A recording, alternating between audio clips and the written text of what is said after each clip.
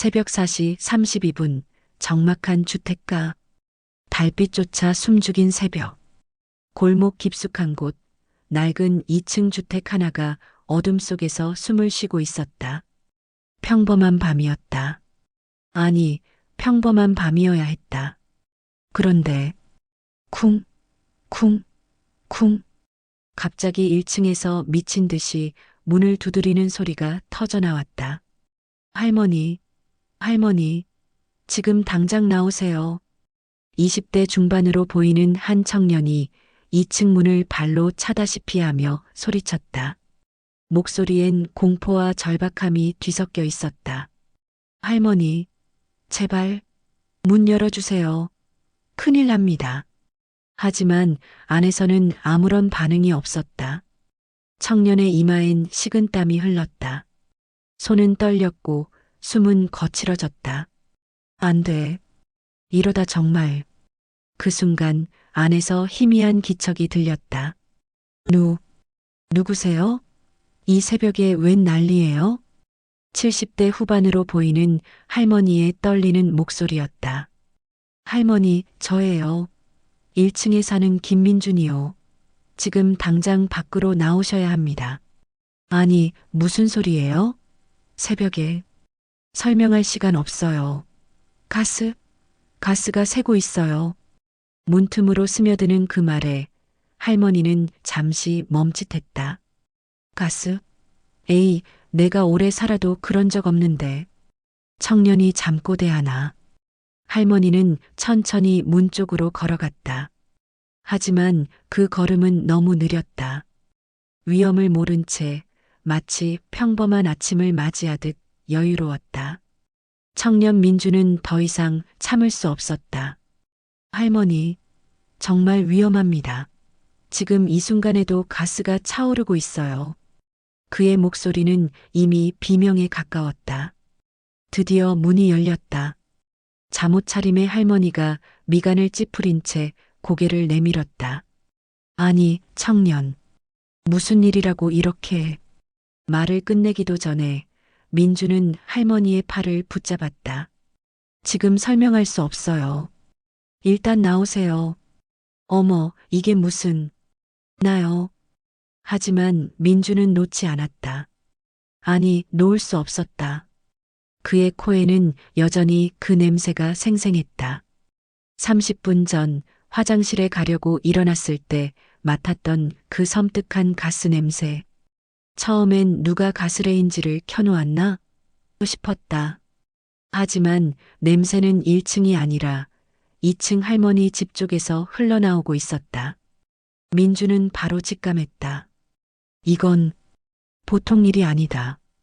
그리고 지금 할머니를 거의 끌다시피 하며 계단을 내려오고 있었다. 청년, 내가 뭘 잘못했다고. 이러지 마. 할머니, 제발 조금만 참아주세요. 제가 미쳤다고 생각하셔도 괜찮아요. 나중에 욕하셔도 돼요. 일단 밖으로만. 1층 현관문을 박차고 나오는 순간. 쾅! 뒤에서 굉음이 터졌다. 할머니와 민주는 동시에 뒤를 돌아봤다. 2층 할머니 집 창문에서 불꽃이 튀어나왔다. 유리창이 산산조각 나며 밖으로 날아왔고 검은 연기가 하늘로 치솟았다. 할머니는 그 자리에서 주저앉았다. 저게 내 집이. 목소리는 떨렸고 두 눈은 믿을 수 없다는 듯 흔들렸다. 민주는 거친 숨을 몰아쉬며 할머니를 부축했다. 할머니, 괜찮으세요? 할머니는 대답하지 못했다. 그저 불타는 자신의 집을 바라볼 뿐이었다. 주변 이웃들이 하나둘 나오기 시작했다. 비명소리, 119 신고, 전화, 사이렌 소리가 뒤섞였다. 하지만 그 모든 혼란 속에서 민주는 한 가지 의문을 떨칠 수 없었다. 왜 하필 새벽에? 왜 할머니 혼자 있는 새벽에 가스가 샜을까? 그리고 그때 골목 저 끝에서 한 여자가 서 있는 게 보였다. 멀리서 불타는 집을 바라보는 여자. 그녀의 표정은 보이지 않았다. 하지만 그 실루엣은 어딘가 낯익었다. 민준이 눈을 가늘게 뜨고 자세히 보려는 순간 여자는 황급히 몸을 돌려 어둠 속으로 사라졌다. 이 시간 후 소방서 조사실. 할머니, 혹시 어젯밤에 가스레인지를 사용하신 적 있으세요? 소방관의 질문에 할머니는 고개를 저었다. 아니요. 저녁은 일찍 먹었고 그 이후론 아무것도 안 했어요. 가스 냄새를 맡으신 적은요? 전혀요. 잠만 자고 있었는걸요. 소방관은 고개를 끄덕이며 서류에 뭔가를 적었다. 그리고 잠시 후 그가 입을 열었다. 할머니, 이건 단순한 사고가 아닐 수도 있습니다. 네. 할머니의 눈이 커졌다. 가스밸브가 의도적으로 열려 있었습니다. 그것도 최대한 많이 새도록. 순간 방 안의 공기가 얼어붙었다. 할머니는 입을 떨었다. 그게 무슨... 민준도 옆에서 굳어버렸다. 누군가 일부러 할머니를 죽이려 했다는 건가? 그리고 그 순간 민준의 머릿속에 아까 그 여자의 실루엣이 떠올랐다. 과연 그녀는 누구였을까? 같은 날 오전 10시 할머니 집 앞. 노란 차단 테이프가 집 주변을 둘러쌌다. 경찰과 감식반이 분주하게 움직였고 이웃 주민들은 멀찌감치 떨어져 수군거렸다.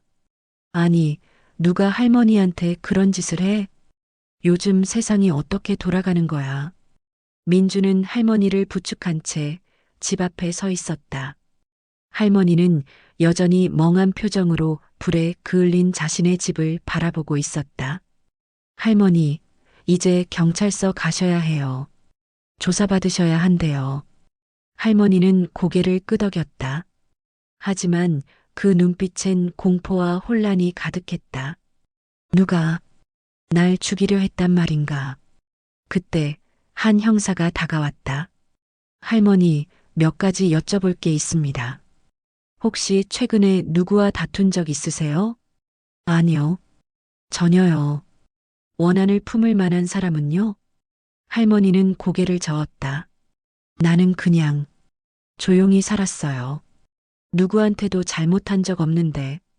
목소리가 떨렸다. 형사는 잠시 노트에 뭔가를 적더니 조심스럽게 물었다. 가족분들은 어떠세요? 혹시 재산 문제나 그런 게 있으신가요? 순간 할머니의 표정이 굳었다. 가족이요? 네. 혹시 아드님이나 며느리분과 최근에 갈등이 있으셨는지. 할머니는 입술을 깨물었다. 사실 없지 않았다. 아들 내외와는 몇 달 전부터 관계가 틀어져 있었다. 이유는 간단했다. 재산 상속 문제. 할머니는 오래전부터 이 집과 약간의 예금을 가지고 있었다. 많은 건 아니지만 서울 변두리 집값이 오르면서 꽤 큰 돈이 된 상태였다. 아들 내외는 계속 집을 팔자고 조르기 시작했다. 엄마, 이 집 너무 오래됐어요. 팔아서 작은 데로 옮기시고 나머지는 우리한테 주세요. 우리 애들 학원비도 있고. 하지만 할머니는 거절했다. 이 집은 내 아버지가 평생 일해서 마련한 집이야. 함부로 팔 수 없어. 그 이후로 며느리의 태도는 싸늘해졌다. 전화도 뜸해졌고 방문도 끊겼다.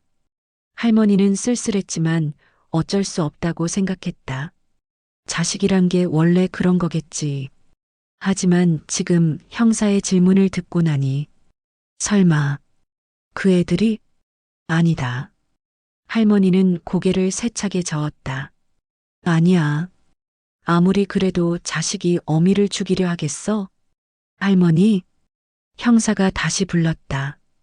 할머니는 정신을 차리고 대답했다. 아니요. 가족이랑은 별일 없어요. 형사는 할머니의 표정을 유심히 살폈다. 뭔가 숨기는 게 있다는 걸 직감했지만 더 이상 묻지 않았다. 알겠습니다. 일단 CCTV부터 확인해 보겠습니다. 같은 날 오후 2시 경찰서 분석실. 이거 봐. 어젯밤 11시 47분. 한 경찰관이 모니터를 가리켰다. 화면엔 골목 입구 CCTV 영상이 재생되고 있었다. 어둠 속에서 한 여자가 할머니 집 쪽으로 걸어가는 모습이 보였다. 확대해봐. 화면이 확대되자 여자의 얼굴이 조금씩 드러났다. 30대 중반으로 보이는 여성. 긴 머리, 검은 패딩 점퍼. 이 사람, 혹시 며느리 아냐? 형사가 서류를 뒤적이며 말했다. 맞아. 박지영. 할머니 며느리야. 왜 이 시간에 왔을까? 할머니는 가족이랑 별일 없다고 했는데. 그게 더 수상한 거지.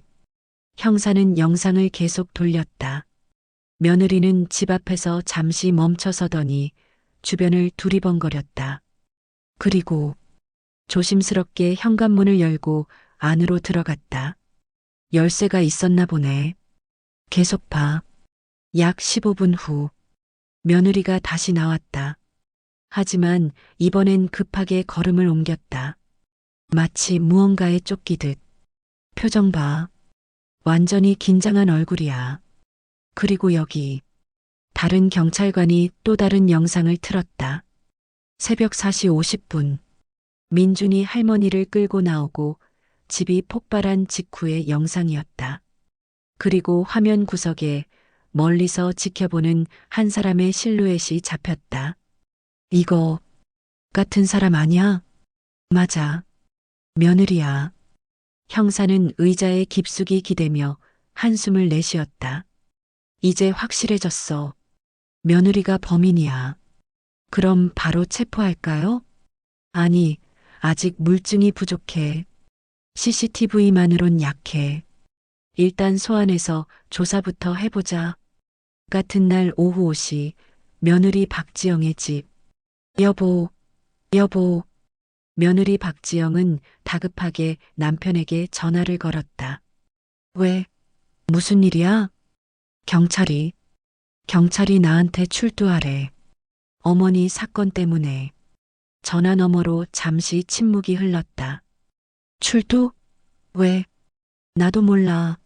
CCTV에 찍혔나 봐. CCTV? 야, 너 어제 거기 갔다 왔어? 박지영은 대답하지 못했다. 손은 떨렸고 이마엔 식은땀이 흘렀다. 아, 대답 안 해. 갔었어. 그냥 어머니 상태 보러. 미쳤어? 왜 이 타이밍에? 남편의 목소리는 날카로웠다. 그럼 어떡해? 이미 찍힌 거 어떻게 해? 일단 모르는 척해. 그냥 어머니 보러 갔다 온 거라고만 해. 알았지? 근데 만약에 증거가 더 나오면 어떡해? 증거? 무슨 증거? 내가 뭘 했는데? 박지영은 입술을 깨물었다. 가스밸브를 돌렸던 그 순간이 떠올랐다. 장갑을 꼈지만 혹시 모른다. 혹시 흔적이 남았을지도. 여보, 우리 이거 잘못된 거 아니야? 지금 와서 무슨 소리야? 이미 시작한 거잖아. 남편의 목소리는 점점 커졌다. 내가 알아서 잘 빠져나와. 절대 인정하지 마. 알았어? 알았어. 전화가 끊어졌다. 박지영은 소파에 주저앉았다. 손은 계속 떨렸고 숨은 가빠졌다. 어떡하지? 정말 어떡하지? 그리고 그때 현관문에서 벨이 울렸다. 띵동. 박지영은 온몸이 얼어붙었다. 천천히 인터폰 화면을 확인했다. 화면엔 2명의 형사가 서 있었다. 박지영 씨 계시죠? 경찰입니다. 문 좀 열어주세요. 박지영은 손으로 입을 막았다. 숨소리조차 내지 않으려 애썼다. 하지만 그녀는 알고 있었다. 이미 끝이라는 걸. 같은 날 오후 6시 경찰서 조사실. 차가운 형광등 아래 박지영은 떨리는 손으로 종이컵을 쥐고 있었다. 맞은편엔 2명의 형사가 앉아 있었다. 박지영 씨, 어젯밤 11시 47분 시어머니 댁에 가셨죠?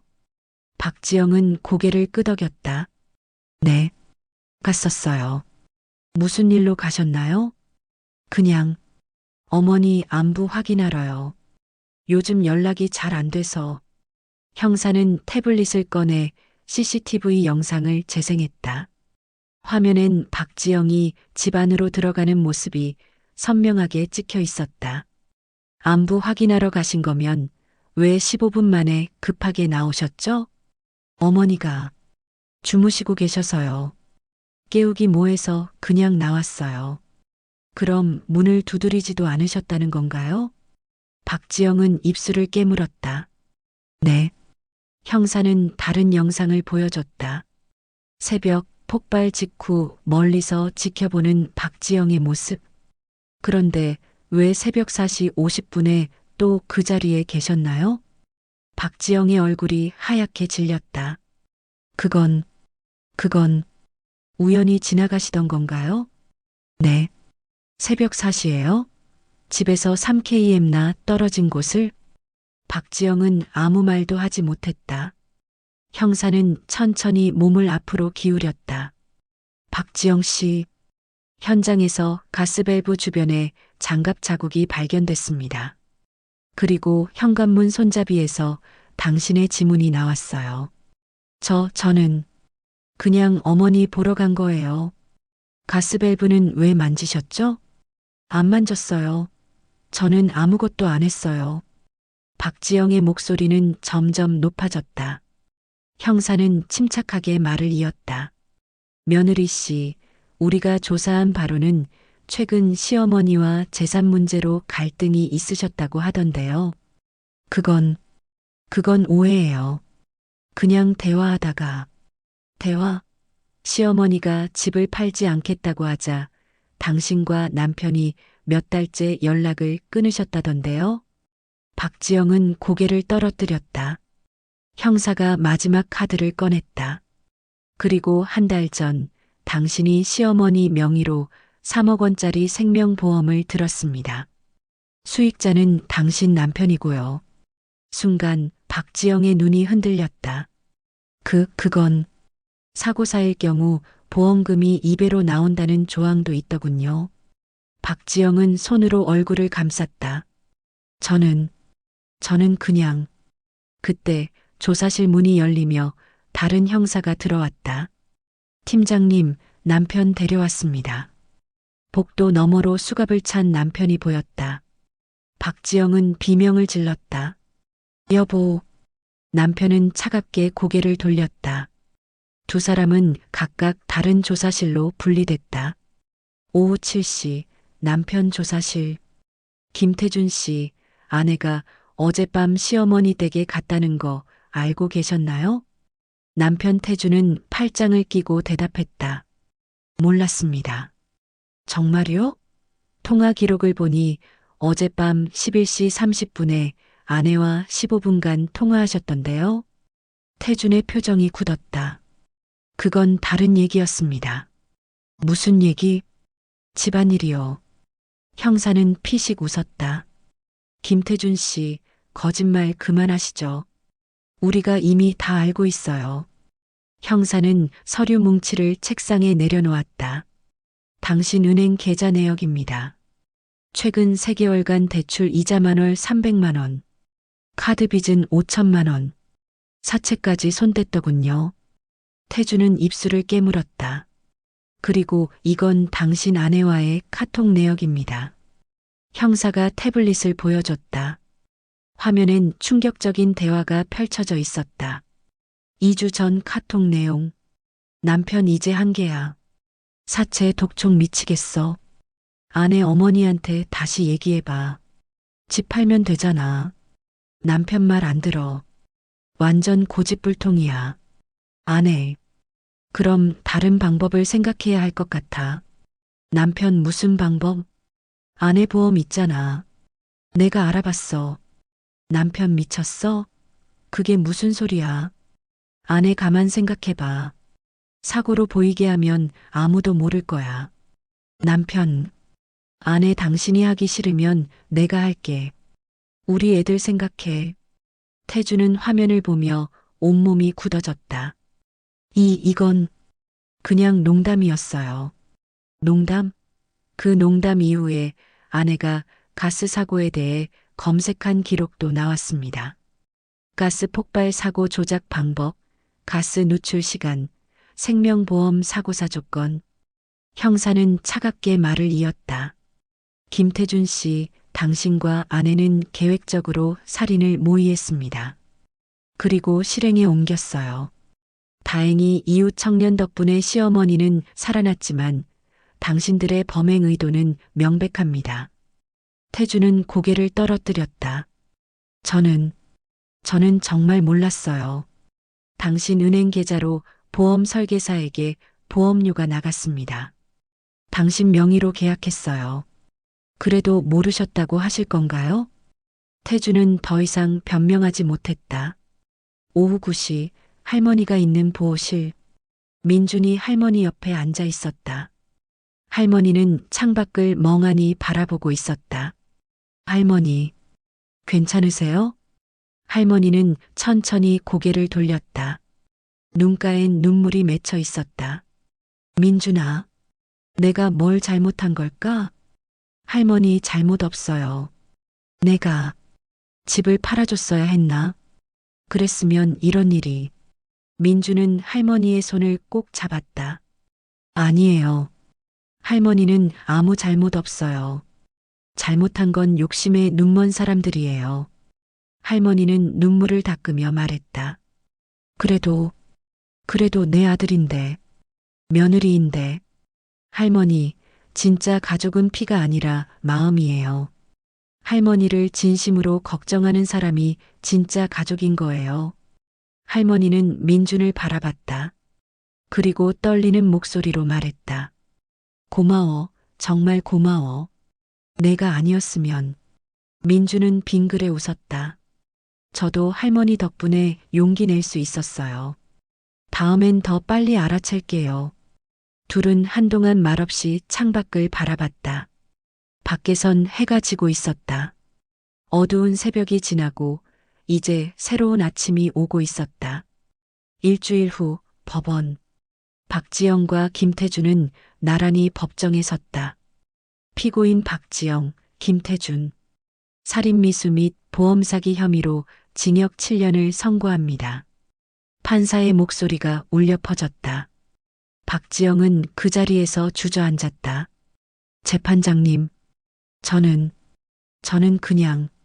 하지만 판사는 차갑게 말을 이었다. 가족이라는 이름으로 행해진 범죄는 더욱 용서할 수 없습니다. 피해자는 평생 당신들을 믿고 의지했던 분입니다. 그 신뢰를 배신하고 목숨까지 노린 행위는 결코 가볍지 않습니다. 방청석에 앉아있던 할머니는 눈물을 흘렸다. 옆에 앉은 민준이 조용히 할머니의 어깨를 감싸 안았다.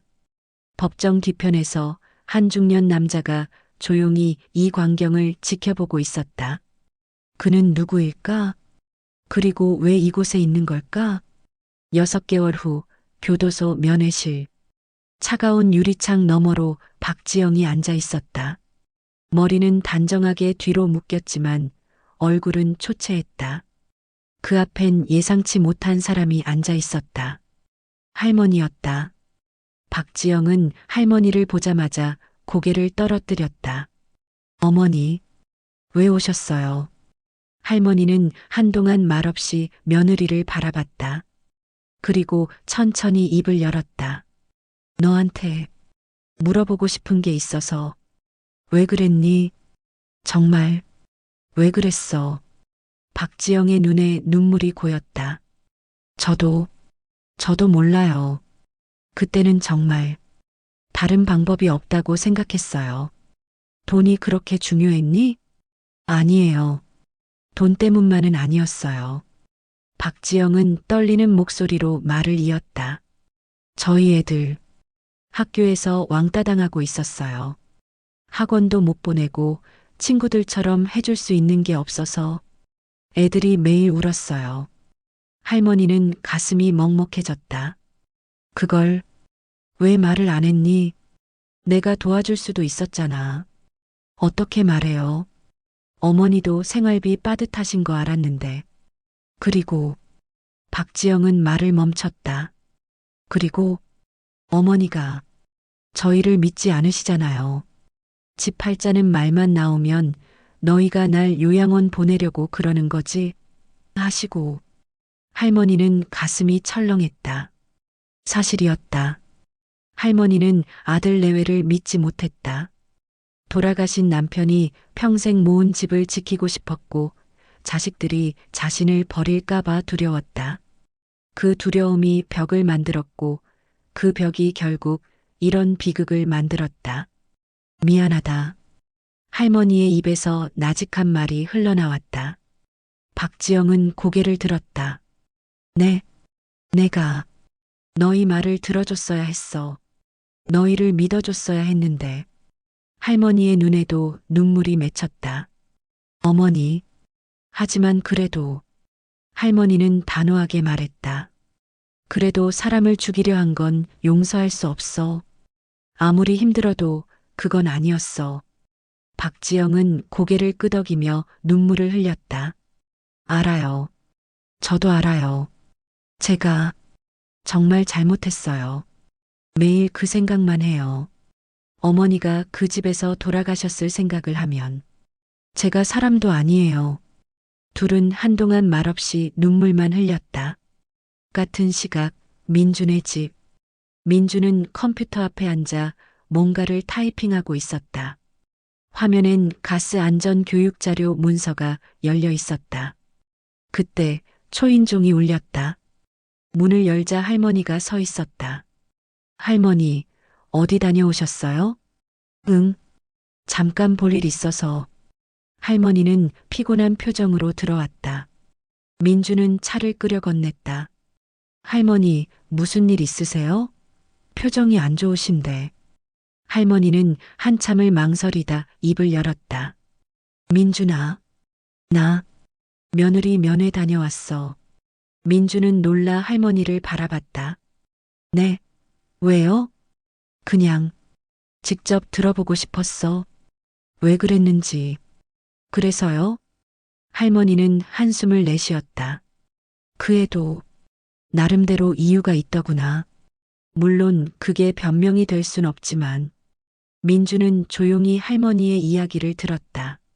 나도 잘못한 게 있었어. 그 애들을 믿어주지 않았어. 돈 얘기만 나오면 경계했지.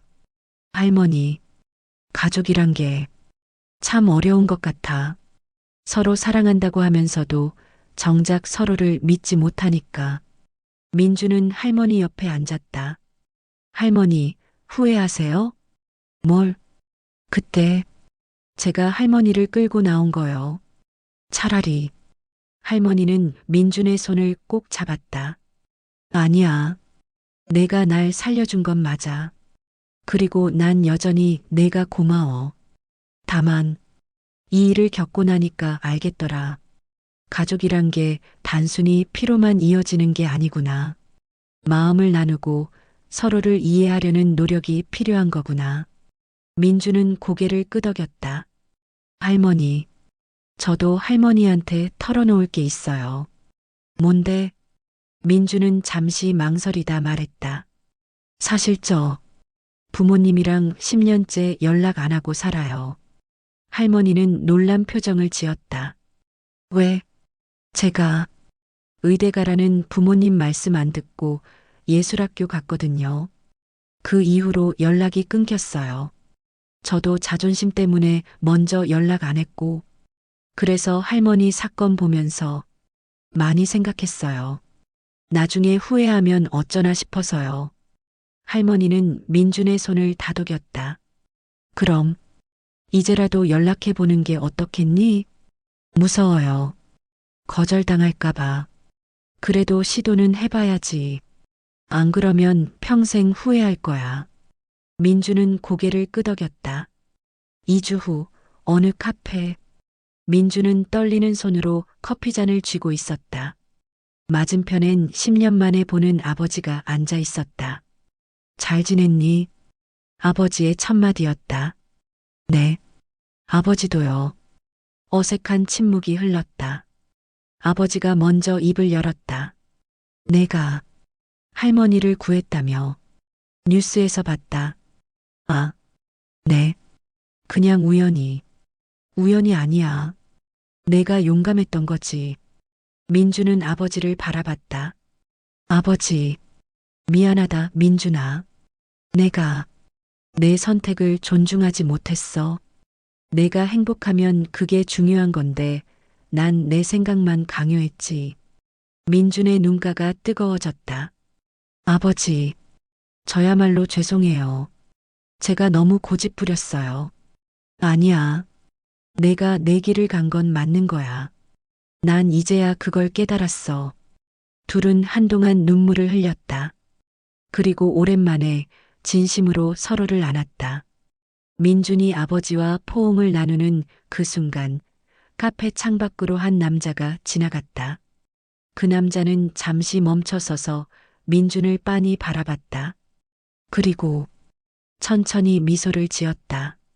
섬뜩한 미소였다. 민준은 그 시선을 느끼고 창밖을 돌아봤지만 이미 남자는 사라진 뒤였다. 기분 탓인가? 하지만 민준의 등골에는 묘한 한기가 흘렀다. 뭔가 석연치 않은 느낌이었다. 3일 후 민준의 집 앞. 민준은 퇴근 후 집으로 돌아오는 길이었다. 계단을 올라가는데 현관문 앞에 뭔가 놓여 있었다. 뭐지? 가까이 가보니 하얀 봉투였다. 이름도 발신인도 없는 봉투. 민주는 주변을 둘러봤지만 아무도 없었다. 조심스럽게 봉투를 열었다. 안에는 사진 한 장이 들어 있었다. 민준의 얼굴이 창백해졌다. 사진 속엔 민준 자신이 찍혀 있었다. 그것도 최근 며칠간의 모습들. 카페에서 아버지와 대화하는 모습, 할머니 집에 들어가는 모습, 편의점에서 물건을 사는 모습. 누가 날 미행했다는 건가? 손이 떨렸다. 그리고 사진 뒷면에 적힌 글씨. 내가 끼어들지 말았어야 했어. 민주는 급히 집 안으로 들어가 문을 잠갔다. 심장이 미친 듯이 뛰었다. 이게 무슨 일이지? 박지영 남편? 아니면 다른 공범? 그때 핸드폰이 울렸다. 모르는 번호였다. 민주는 떨리는 손으로 전화를 받았다. 여보세요? 김민준 씨? 낮고 차가운 남자 목소리였다. 누구세요? 봉투는 잘 받았나요? 민준의 온몸에 소름이 돋았다. 당신, 누구야? 중요한 건 제가 누군지가 아니라 당신이 왜 그 일에 끼어들었냐는 거죠. 무슨 소리야? 나는 그냥 할머니를 도운 것뿐이야. 남자는 낮게 웃었다. 그 할머니를 도와서 제 계획을 망쳤어요. 계획? 무슨 계획? 궁금하시면 조심하시는 게 좋을 겁니다. 다음엔 사진이 아닐 수도 있으니까요. 잠깐, 전화가 끊어졌다. 민주는 숨을 헐떡이며 소파에 주저앉았다. 이게 무슨 상황이야? 박지영 남편은 감옥에 있는데. 그럼 누가? 같은 시각 할머니 집. 할머니는 TV를 보다가 문득 현관문 쪽을 바라봤다. 문틈으로 뭔가 하얀 것이 밀려 들어와 있었다. 뭐지? 할머니는 일어나 봉투를 집어들었다. 봉투를 열자 안에는 오래된 사진 한 장이 들어 있었다. 할머니의 손이 떨렸다. 사진 속엔 30년 전 돌아가신 남편의 모습이 찍혀 있었다. 하지만 이상했다. 남편 옆에 모르는 여자가 서 있었다. 그리고 여자는 배가 불러 있었다. 임신한 모습이었다. 이게 뭐야? 사진 뒷면에는 이렇게 적혀 있었다. 어머니, 진실을 알 시간입니다. 당신의 또 다른 아들. 할머니는 그 자리에 주저앉았다. 또 다른 아들. 다음 날 오전 경찰서. 민준과 할머니는 나란히 경찰서에 앉아 있었다. 형사는 두 사람이 가져온 봉투와 사진을 살펴봤다. 이건 심각한데요. 누가 보낸 건가요? 민준이 다급히 물었다. 아직 모릅니다. 하지만 분명한 건 이 사건이 아직 끝나지 않았다는 겁니다. 형사는 할머니에게 물었다. 할머니, 혹시 남편분이 다른 여자와 관계가 있었다는 걸 아셨나요? 할머니는 고개를 저었다. 아니요, 전혀. 우리는 평생 잘 살았어요. 하지만 이 사진은 30년 전 거예요. 사진 속 여자가 임신한 상태고요. 민준이 끼어들었다. 그럼 정말 할머니한테 다른 아들이 있다는 건가요? 가능성은 있습니다. 형사는 컴퓨터를 두드리며 말을 이었다. 박지영 남편 김태준의 재판 기록을 다시 살펴봤는데요. 한 가지 이상한 점이 있습니다. 뭔데요? 김태준이 보험을 계약할 때 보험 설계사가 따로 있었어요. 그 설계사가 적극적으로 권유했다고 하더군요. 그게 왜 이상한 거죠?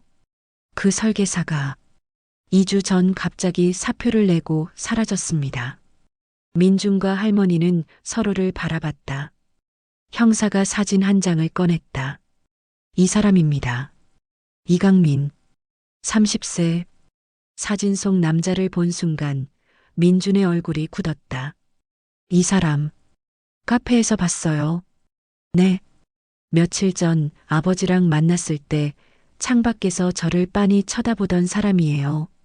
형사는 긴장한 표정으로 자리에서 일어났다. 지금 당장 추적에 들어가겠습니다. 두 분은 혹시 모르니 당분간 조심하세요. 특히 혼자 있지 마시고. 민준이 물었다. 근데 이강민이란 사람이 정말 할머니의 아들일까요? 형사는 고개를 끄덕였다. DNA 검사를 해봐야 알겠지만 만약 사실이라면 이 사람이 재산을 노리고 박지영 부부를 사주했을 가능성도 있습니다. 할머니는 가슴을 쓸어내렸다. 그럼 그 사람이 진짜 배우란 말인가요? 아직 확실하진 않지만 정황상 그럴 가능성이 큽니다. 같은 날 저녁 민준의 집. 민준은 할머니를 자신의 집으로 모셨다. 할머니, 오늘은 여기서 주무세요. 혼자 계시면 위험해요. 고맙다, 민준아. 할머니는 소파에 앉아 멍하니 창밖을 바라봤다. 민준아, 만약에 정말로 내 남편이 다른 여자와 아이를 만들었다면, 할머니, 나는 어떻게 해야 하지? 그 사람도 내 아들인 건데. 그런데 그 사람이 날 죽이려 했다면. 민주는 할머니 옆에 앉았다. 할머니, 아직 확실한 건 아니잖아요. 일단 경찰 조사를 기다려봐요. 그때 민준의 핸드폰에 문자가 왔다. 내일 오후 3시 옛날 그 집 앞에서 만납시다. 혼자 오세요. 안 그러면 할머니가 위험합니다. 이강민. 민준의 손이 떨렸다. 할머니가 물었다. 누구한테서 온 거야? 민준은 잠시 고민하다가 대답했다. 아니요, 아무것도 아니에요. 하지만 민준의 마음속엔 이미 결심이 섰다. 내일 혼자 가야겠어. 할머니를 위험에 빠뜨릴 순 없어. 창밖은 어느새 깊은 밤이었다. 그리고 어둠 속 어딘가에서 이강민은 민준의 집을 바라보며 미소 짓고 있었다. 다음 날 오후 2시 50분 할머니의 옛집 앞. 민준은 불타버린 집 앞에 서 있었다. 검게 그을린 벽, 깨진 유리창, 무너진 지붕. 6개월 전 그날의 흔적이 그대로 남아 있었다. 민준은 주변을 둘러봤다. 아무도 없었다. 정말 올까? 손안에 핸드폰을 꽉 쥐었다. 녹음 버튼은 이미 눌러놓은 상태였다. 그때 뒤에서 발소리가 들렸다. 민준은 천천히 뒤를 돌아봤다. 한 남자가 서 있었다. 30대 중반, 깔끔한 정장 차림.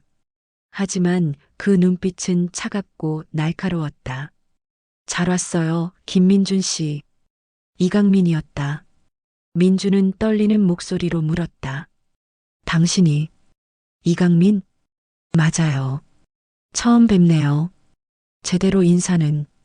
이강민은 천천히 걸어오며 민준을 위아래로 훑어봤다. 생각보다 용감하네요.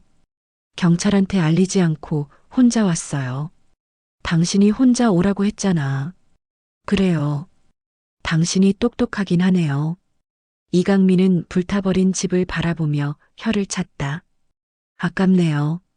계획대로 됐으면 이 집은 보험금이랑 함께 제 몫이 됐을 텐데. 민주는 주먹을 쥐었다. 당신이 진짜 배우였구나. 박지영 부부를 사주한 게 아니라 도와준 거죠. 그 사람들 빚이 얼마나 많은데요. 저는 그냥 좋은 해결책을 제시한 것뿐이에요. 좋은 해결책? 사람을 죽이는 게. 이강민은 차갑게 웃었다. 김민준 씨 세상 물정 모르시네요. 돈 때문에 사람 죽이는 거 그렇게 특별한 일도 아니에요. 당신 정말 미쳤구나. 미친 건 제가 아니라 이 세상이에요. 이강민은 민준에게 한 걸음 더 다가왔다. 그런데 당신이 끼어들어서 모든 게 틀어졌죠. 할머니는 살아남았고 박지영 부부는 감옥에 갔고 제 계획은 완전히 망가졌어요. 그래서 날 협박한 거야? 복수하려고? 복수까지는 아니고. 이강민은 주머니에서 서류 봉투를 꺼냈다. 이걸 전해주려고요. 뭔데? DNA 검사 결과요. 제가 돈 좀 썼죠. 할머니 머리카락 하나 구하는 게 어렵진 않더라고요. 민주는 서류를 받아 펼쳤다. 그리고 눈이 커졌다. 이강민과 피검사자 할머니의 혈연관계 확률 99.9%. 이게, 네, 맞아요. 저는 정말 할머니의 아들이에요. 민주는 믿을 수 없다는 표정으로 이강민을 바라봤다. 그럼, 할머니 남편이 정말 제 어머니와 바람을 피웠죠. 30년 전에. 이강민의 목소리에는 냉소가 섞여 있었다. 제 어머니는 임신한 채로 버림받았어요. 할머니의 남편은 자기 가정을 지키겠다며 어머니를 떠났죠. 그리고 어머니는 저를 혼자 키우다가 5년 전에 돌아가셨어요. 평생 가난하게 살았어요. 아버지 없이 손가락질 받으며. 어머니는 말년에 병원비도 못 내고 죽었어요. 이강민의 눈에 분노가 타올랐다. 그런데 할머니는 멀쩡히 집에서 재산 가지고 편하게 살고 있더라고요. 왜죠? 왜 제 어머니는 그렇게 비참하게 죽고 할머니는 평온하게 살아야 하죠? 민주는 할 말을 잃었다. 그래서 복수하려고 한 거야? 복수라기보단 제 몫을 찾는 거예요.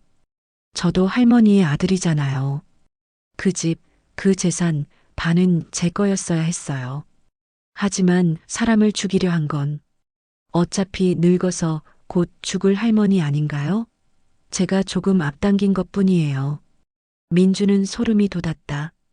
당신, 정말 인간이 아니야. 이강민은 비웃었다. 인간? 이 세상에서 인간으로 살면 손해보는 거예요. 김민준 씨, 당신도 곧 알게 될 겁니다. 그때 주변에서 갑자기 사이렌 소리가 들렸다. 이강민의 표정이 변했다. 뭐야? 경찰을 불렀어? 민주는 핸드폰을 꺼내 보여줬다. 화면엔 통화 중 경찰서라고 표시되어 있었다. 처음부터 통화 연결해놨어. 당신 말 다 녹음됐어. 이강민의 얼굴이 일그러졌다. 이 새끼가. 그는 민준에게 달려들려 했다. 하지만 그 순간 주변에서 경찰들이 튀어나왔다. 움직이지 마. 이강민, 당신을 살인교사 및 협박 혐의로 체포한다. 이강민은 그 자리에 무릎 꿇었다. 수갑이 채워졌다. 경찰들에게 끌려가면서도 이강민은 민준을 노려봤다. 김민준, 당신 때문에 내 인생이, 당신 인생은 당신이 망친 거야. 민준은 차갑게 말했다. 아무리 힘들어도 남을 죽이려 한 순간 당신은 모든 걸 잃은 거야. 이강민은 더 이상 아무 말도 하지 못했다. 그날 저녁 경찰서. 민준은 형사와 마주 앉아 있었다. 수고했습니다. 민준 씨. 당신 덕분에 진짜 배우를 잡았어요. 할머니는 이 사실을 알고 계세요? 형사는 고개를 끄덕였다. 네. 아까 말씀드렸어요. 많이 충격 받으셨더라고요. 민주는 가슴이 아팠다. 할머니, 괜찮으시려나? 지금 보호실에 계십니다. 한번 가보시는 게 어떨까요? 민주는 고개를 끄덕이고 자리에서 일어났다. 보호실. 할머니는 창밖을 멍하니 바라보고 있었다. 민준이 조용히 문을 열고 들어왔다. 할머니. 할머니는 천천히 고개를 돌렸다. 눈가가 붉게 부어 있었다. 민준아, 괜찮으세요? 할머니는 쓸쓸하게 웃었다. 괜찮을 리가 없지. 내 남편이 그런 짓을 했다는 걸 알았는데. 할머니, 그리고 그 아이, 이강민이 내 아들이라는 걸 알았는데. 할머니의 목소리가 떨렸다. 내가 몰랐어. 정말 몰랐어. 그 아이 어머니가 그렇게 힘들게 살았는지, 그 아이가 그렇게 원망하며 자랐는지. 민주는 할머니 옆에 앉았다. 할머니 잘못이 아니에요. 아니야. 내 잘못이야. 내가 남편을 제대로 봤어야 했어. 내가 그 여자와 아이를 찾아봤어야 했어. 할머니는 눈물을 흘렸다. 이제 어떻게 해야 하지, 민준아. 민주는 할머니의 손을 꼭 잡았다. 하지만 답은 쉽게 나오지 않았다. 2주 후 교도소 면회실. 할머니는 다시 이곳에 와 있었다. 하지만 이번엔 박지영이 아니었다. 유리창 너머로 이강민이 앉아 있었다. 수갑을 찬 채 죄수복을 입은 모습. 두 사람은 한동안 말없이 서로를 바라봤다. 먼저 입을 연 건 할머니였다. 내가 정말 내 아들이구나. 이강민은 냉소를 지었다. 이제 와서 인정하시네요. 미안하다. 그 말에 이강민의 표정이 흔들렸다. 뭐라고요? 미안하다. 정말 미안해. 할머니의 눈에 눈물이 고였다. 내가 몰랐어. 내 어머니 일도 너의 존재도 만약 알았더라면 찾아갔을 거야. 도와줬을 거야. 거짓말. 거짓말 아니야. 아무리 남편이 잘못했어도 죄 없는 아이를 외면하진 않았을 거야. 이강민은 고개를 돌렸다. 이제 와서 그런 말 해봤자 소용없어요. 어머니는 이미 돌아가셨고 저는 이렇게 됐는걸요. 알아. 알아. 내가 너무 늦었다는 거. 할머니는 떨리는 손으로 가방에서 봉투를 꺼냈다.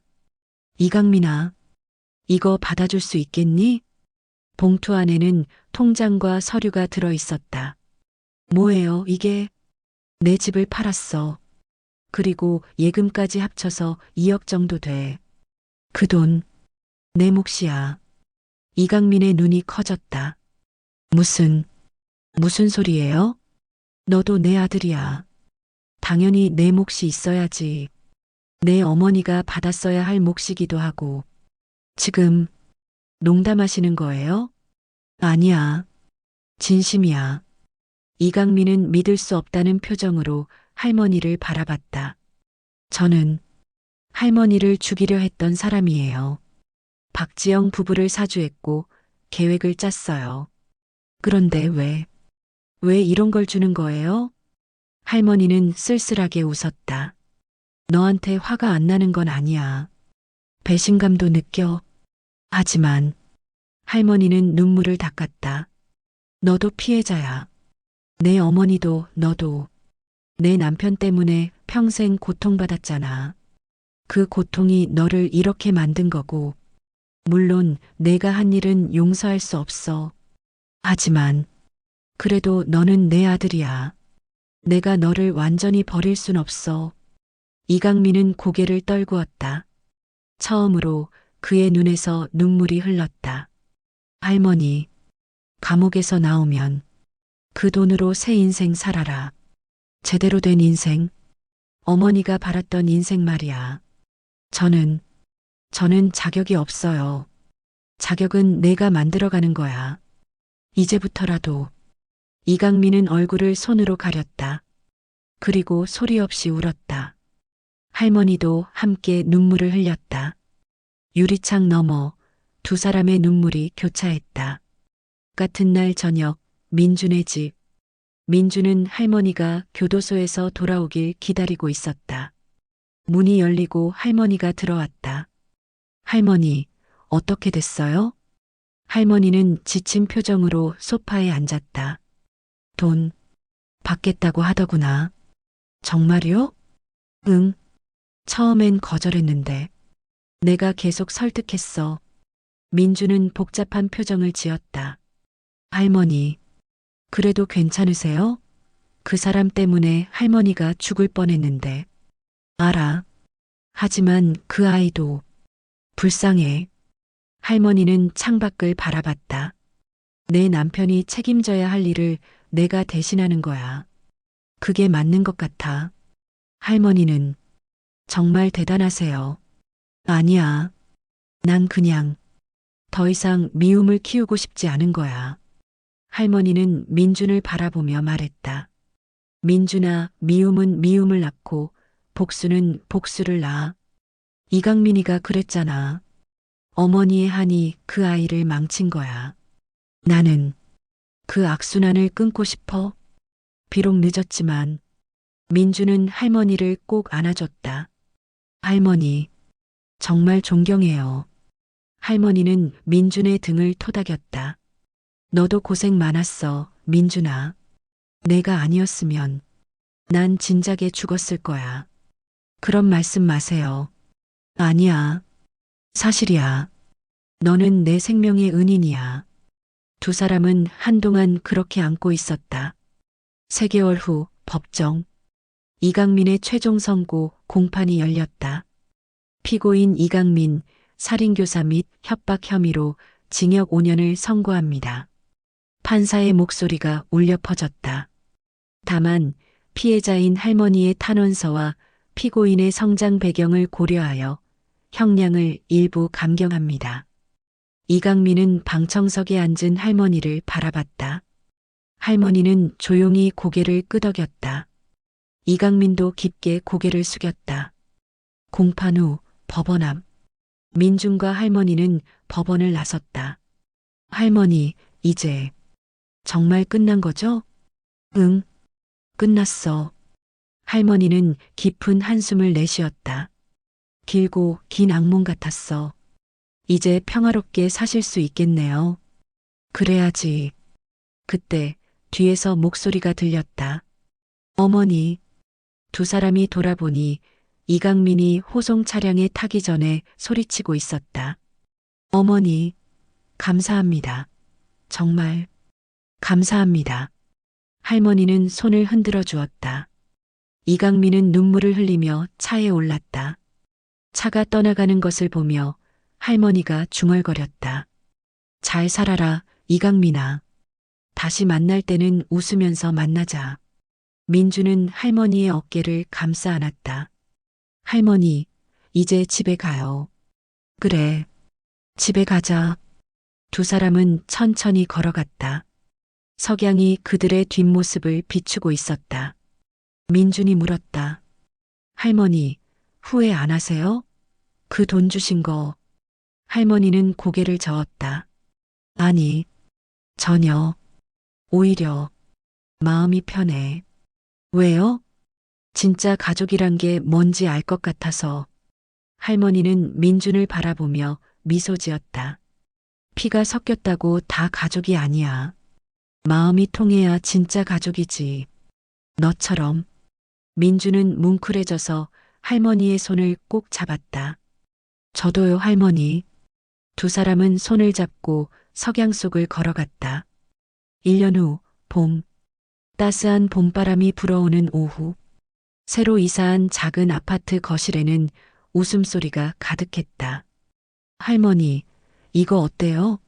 제가 새로 배운 요리인데. 민준이 접시를 들고 왔다. 오, 맛있겠는데? 우리 민준이 요리 실력이 늘었네.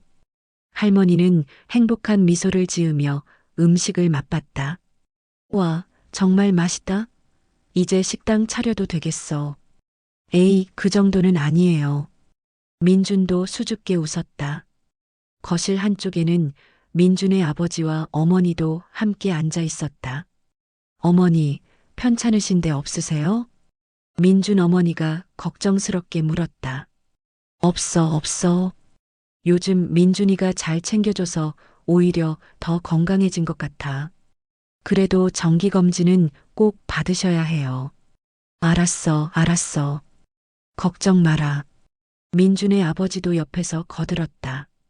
어머니, 앞으로는 저희도 자주 뵈러 올게요. 그동안 너무 소홀했죠.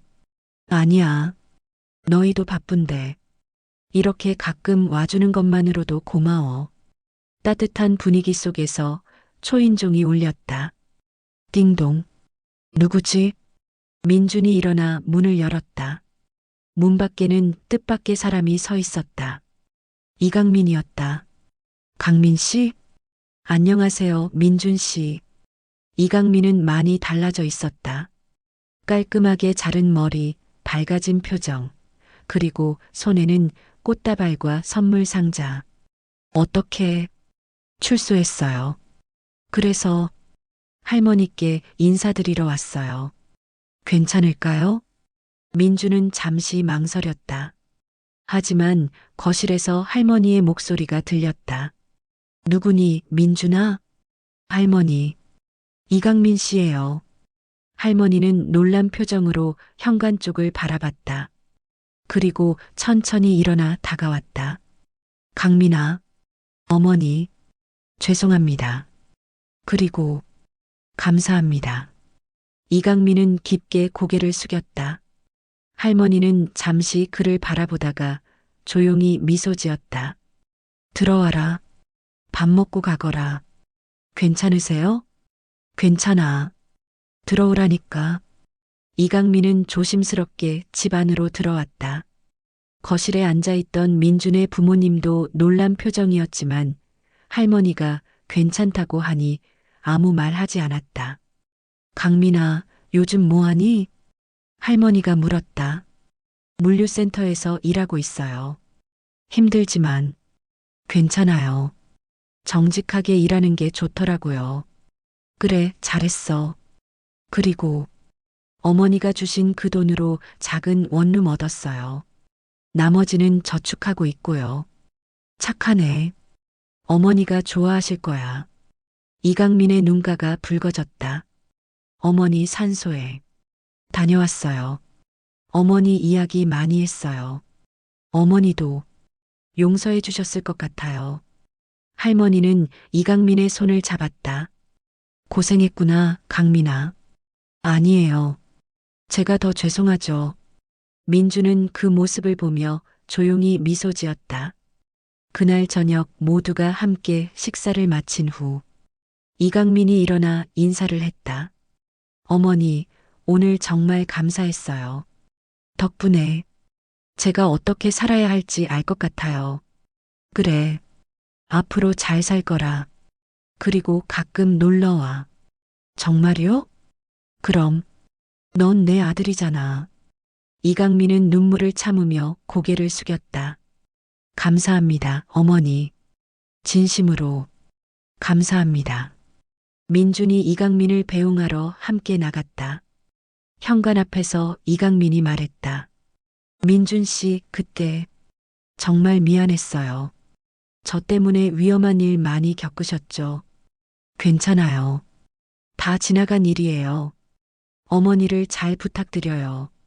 제가 할 수 없는 일을 민준 씨가 해주시는 것 같아서 감사해요. 민주는 손을 내밀었다. 강민 씨도 힘내세요. 앞으로 더 좋은 일만 있을 거예요. 이강민은 민준의 손을 꼭 잡았다. 감사합니다. 그렇게 이강민은 돌아갔다. 민주는 그의 뒷모습을 보며 생각했다.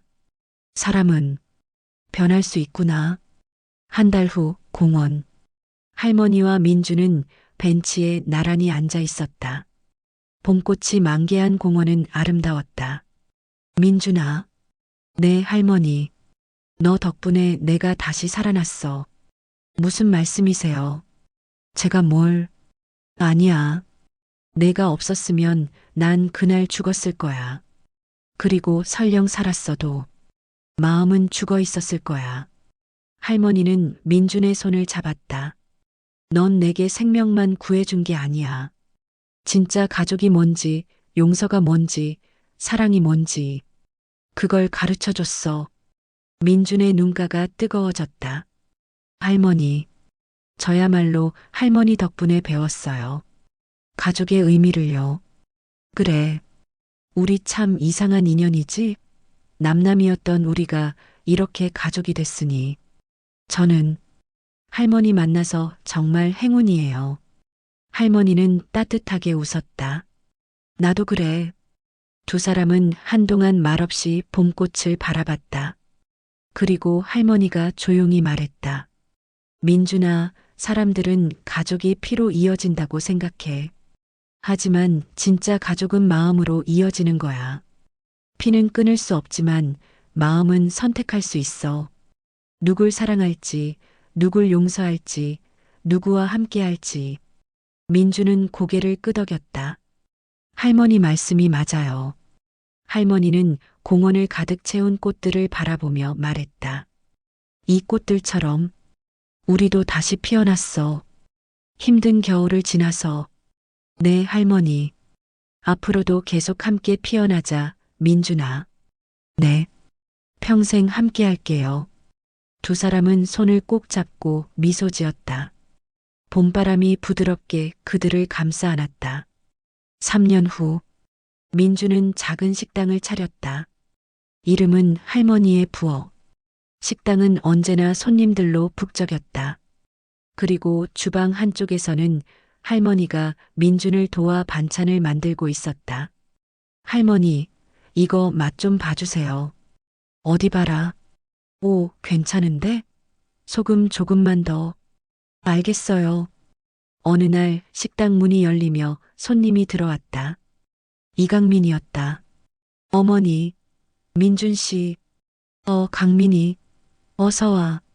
이강민은 이제 물류센터 팀장이 됐고 한 달에 한 번씩 꼭 식당을 찾아왔다. 오늘 특별 메뉴 뭐예요? 오늘은 할머니표 된장찌개. 와, 최고네요. 한 그릇 주세요. 웃음소리가 식당 안을 가득 채웠다. 민주는 바쁘게 움직이면서도 행복했다. 그리고 문득 생각했다. 그날 새벽 내가 할머니 집 문을 두드리지 않았다면. 하지만 그랬다. 그리고 그 작은 용기가 모든 걸 바꿨다. 한 사람의 생명을 구했고, 한 가족의 비극을 막았고, 잃어버린 아들을 되찾았고, 진짜 가족의 의미를 깨달았다. 민주는 주방에서 요리하는 할머니를 바라보며 미소 지었다. 그리고 손님들에게 따뜻한 음식을 내왔다. 오늘도 내일도 계속. 이 작은 식당에서 만들어지는 건 음식만이 아니었다. 사랑과 용서, 그리고 새로운 시작의 이야기였다. 평범한 새벽 한 청년의 용기가 한 생명을 구했습니다. 하지만 그것은 시작에 불과했습니다. 가족의 배신, 숨겨진 비밀, 그리고 복수의 그림자. 모든 고통을 겪으면서도 그들은 배웠습니다. 진짜 가족은 피가 아니라 마음으로 만들어진다는 것을, 용서는 약함이 아니라 가장 큰 용기라는 것을, 그리고 사랑은 선택이라는 것을, 때로는 가장 어두운 밤이 가장 밝은 아침을 만듭니다. 오늘도 누군가는 어둠 속에서 빛을 찾고 있을 것입니다. 그 빛이 되어주세요. 작은 관심, 작은 용기가 누군가의 인생을 바꿀 수 있습니다. 당신의 선택이 세상을 바꿉니다. 끝까지 시청해 주셔서 진심으로 감사합니다.